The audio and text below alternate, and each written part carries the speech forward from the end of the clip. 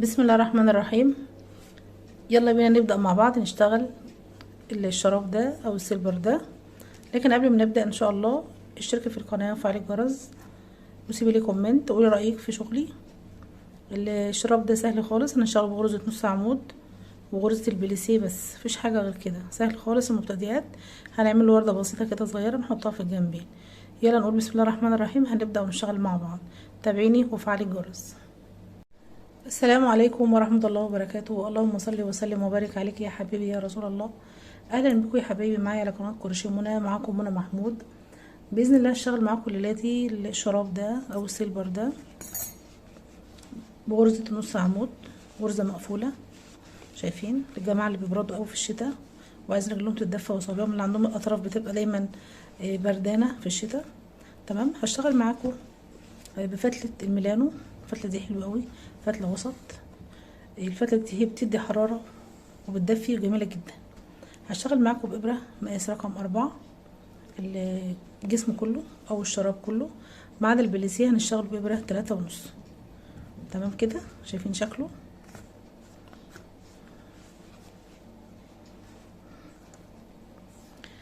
هنبدأ مع بعض هنشتغل بداية الشراب بتاعنا ده أول كلوك ب10 غرز. هبدأ كده من عقدة البداية 1 2 3 4 5 6 7 8 9 10، واخد بس كمان غرزة كده ارتفاع. بعد كده الف الخيط على الابره وادخل في اول غرزة واشتغل غرزة نص عمود. تمام كده، هلف الخيط على الابره وادخل في الغرزة واشتغل غرزة نص عمود واخرج من الثلاث لفات اللي على الابره.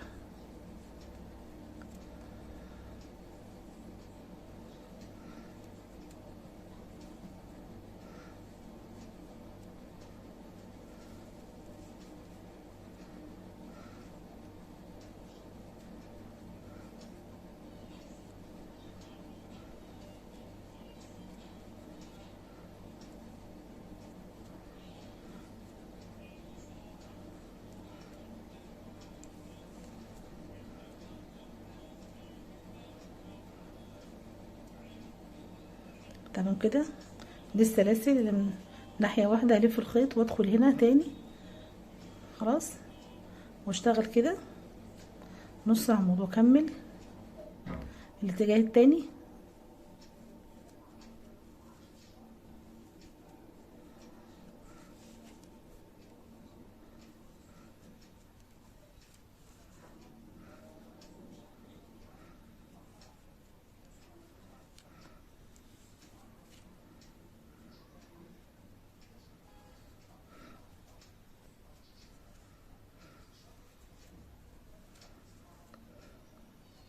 كده خلصت اول دور. هدخل هنا في اول غرزة دي غرزة ارتفاع واسحب منزلقة.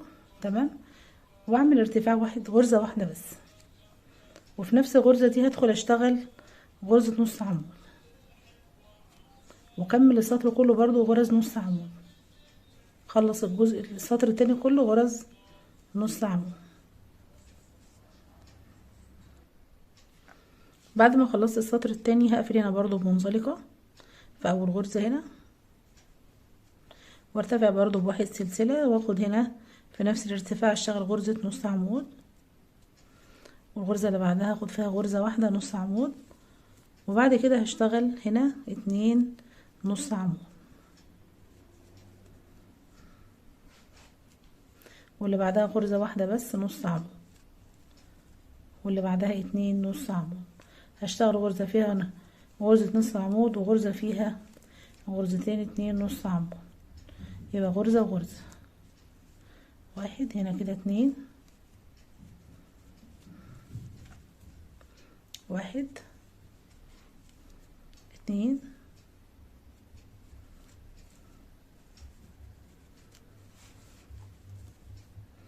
هنا غرزة واحدة واللي بعدها 2. هفضل اشتغل الدور كله كده لغاية ما اخلص بنفس الطريقة. هنا غرزة، هنا 2 غرزة 2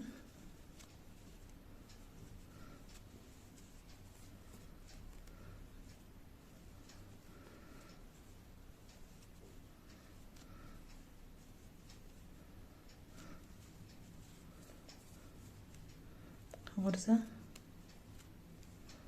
اتنين، بعد كده غرزة، الغرزة اللي قبل الأخيرة، وبعد كده هقفل بمنزلقة وارتفع بسلسلة واحدة بس. شايفين؟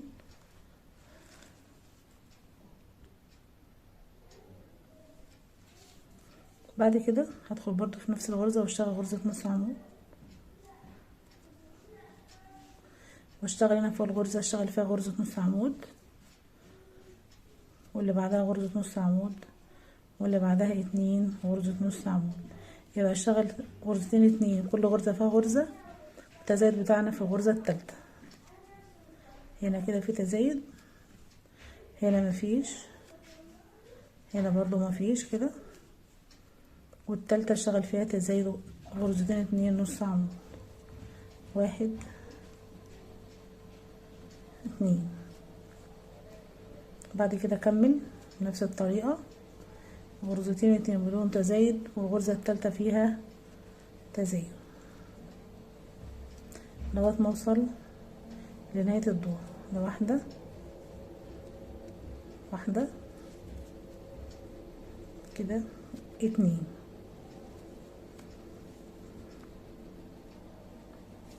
خلصت كده السطر، واقفل هنا بمنزلقة وارتفع بواحد كده. خلاص مش هعمل تزايد تاني، انا عملت في السطرين دول بس، يعني ده السطر الاولاني البداية، والسطر التاني ما كانش فيه برضو تزايد. السطر التاني والتالت والرابع هما اللي فيهم تزايد. بعد كده هرتفع بغرزة واحدة واشتغل على طول حلزوني لغاية ما اطلع بالمقاس ده، الوش ده، الكف كله. هشتغل بقى داير ما يدور كده ايه، غرز نص عمود لغاية ما اوصل للمنطقة دي، وبعد كده هنشتغل مع بعض الكعب، منطقة الكعب. تمام. هخلص انا بقى كده الجزئية دي وارجع اقول لكم. خلاص كده انا ارتفعت بعدد 16 سطر بغرز نص عمود. هدخل هنا كده واقيس. شايفين؟ ده المقاس اللي انا عايزاه. هشتغل بعد كده على الظهر بس، مش هشتغل هنا، يعني مش هشتغل كده حلزوني. هاجي هنا كده في النص. شايفين؟ انا كده خلاص بقى مش هرجع تاني، لا، هشتغل الظهر بس. هرتفع كده واشتغل غرزة نص عمود مع الارتفاع، ونص عمود. شايفين في الظهر؟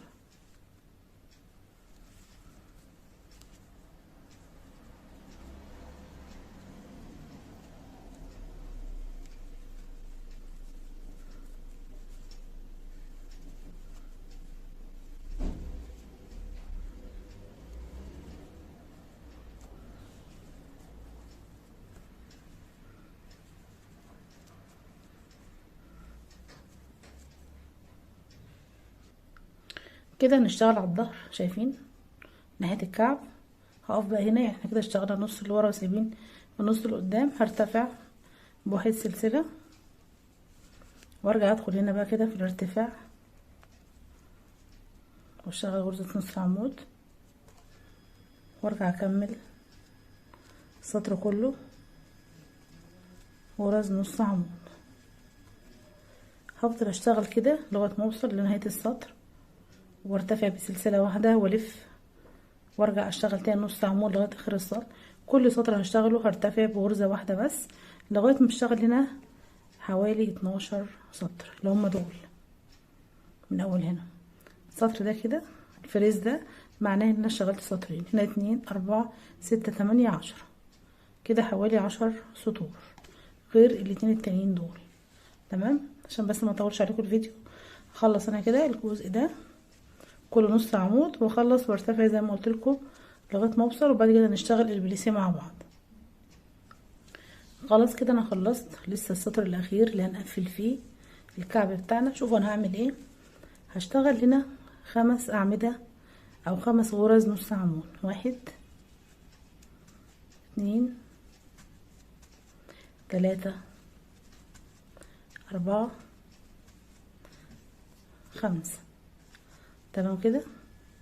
هاجي هنا بقى شوفوا انا هعمل ايه. هشتغل 5 هنا من الطرف ده و5 من الطرف ده، والباقي ده هعمله تناقص. يعني ادخل هنا اسحب 1 2 3. دول 3 غرز هسحبهم واطلع منهم مره واحده، وارجع اشتغل غرزه حشو، غرزه منزلقه. تمام. وارجع هنا 1 2 3 واطلع منهم، وبعدين غرزه منزلقه. خلاص. وارجع اكمل تاني هنا 1 2 3 واطلع منهم مره واحده. يبقى انا كده عملت تناقص 3 مرات. وبعد كده شايفين 1 2 3 4 5 6 هشتغل هنا الغرزه دي غرزه منزلقه زي ما اشتغلت، وبعد كده هشتغل 5 غرز نص عمود. 1 2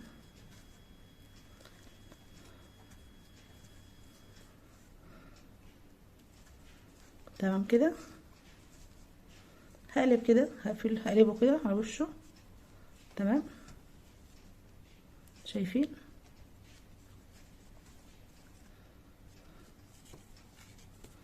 وهشتغل هنا، هدخل هنا كده في اول غرزه واسحب منزلقه.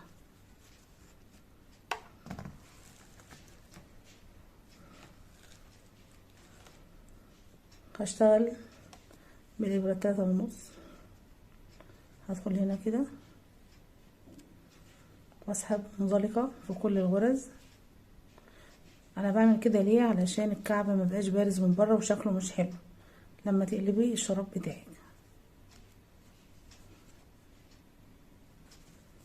ممكن تشيلها غرز برضو حشو عادي، بس المنزلقه دي حلوه. شايفين اهي؟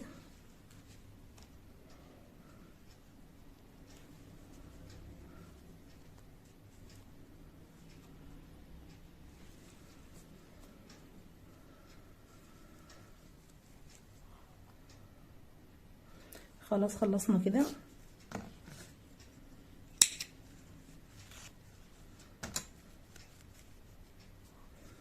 هقلب كده، شايفين الكعب بتاعه مش باين خالص اهو. بعد كده هدخل هنا تاني في النص هنا، شايفين في السنتر هنا، وارجع اشتغل السطر ده كله. شايفين الجزء ده، الجزئيه دي كلها كده هشتغلها غرزه عمود بلفه علشان اشتغل عليها البليسيه. بعد كده هسحب كده الغرزه وارتفع 2 بس، وادخل بقى هنا كده في الغرز دي كلها كده بالترتيب جنب بعضها، واشتغل غرز عمود بلفه.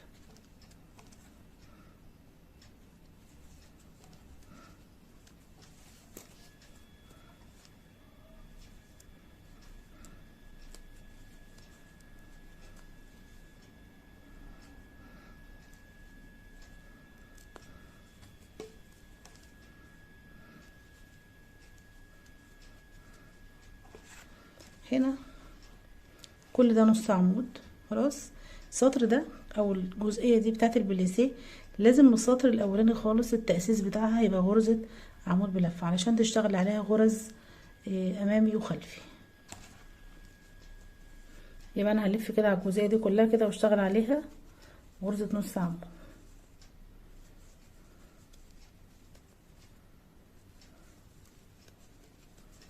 خلاص. هلف عليها كلها كده وارجع اكمل معاكم. مجرد ما بتخلصي الناحيه دي بتدخلي هنا كده على الوش وتشتغلي بقى غرز عمود، شايفه في الغرز دي. وبعد كده تخلصي هنا وكملي برضو غرز عمود بلفه. خلاص كده. هنا هدخل هنا كده هقفل بمنزلقه. تمام. ده الشكل. هبتدي بعد كده ابدل الابره زي ما قلت لكم في الاول. هشتغل هنا ابره 3.5 ارتفع ب1 2 بس، وهدخل هنا على كل الغرز دي. شايفين كده الغرز دي؟ هدخل هنا اشتغل عمود امامي وهنا عمود خلفي.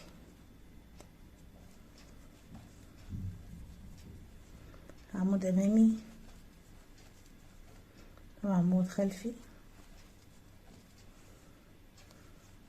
امامي وخلفي.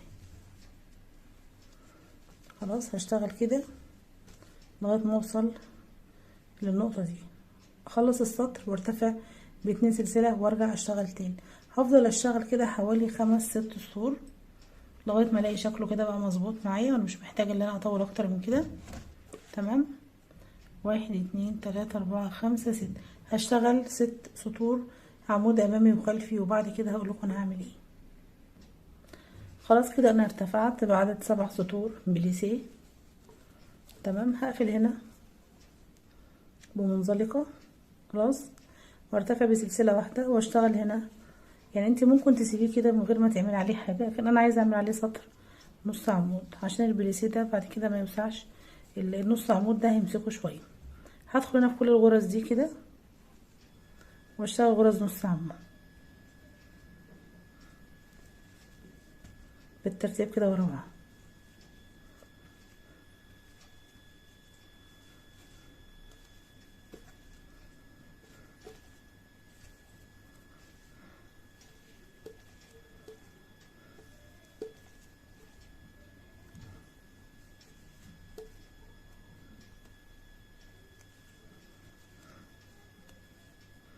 شايفين شكله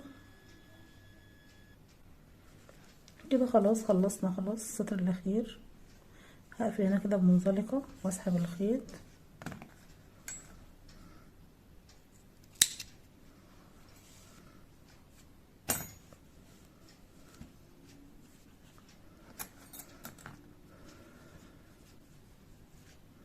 بعد كده هدخل هنا في وسط الغرز، هسحب كده الغرزه دي واعمل لها عقده. خلاص. وارجع هنا تاني برضو اكرر تاني عشان ما تفكش معايا.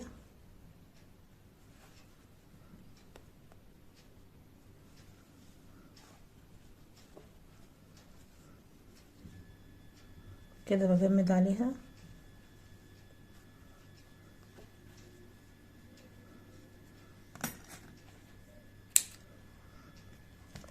كده الفيديو بتاعنا خلص النهارده. انت بقى ممكن تعملي ايه؟ عايزه تركبي ورده في الجوانب.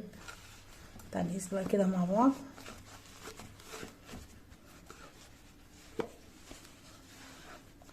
طبعا اللون ده او تدريجة الالوان دي مختلفه على حسب البقره بدات بالفاتحه والغامق وزي ما بتوصل معاكي.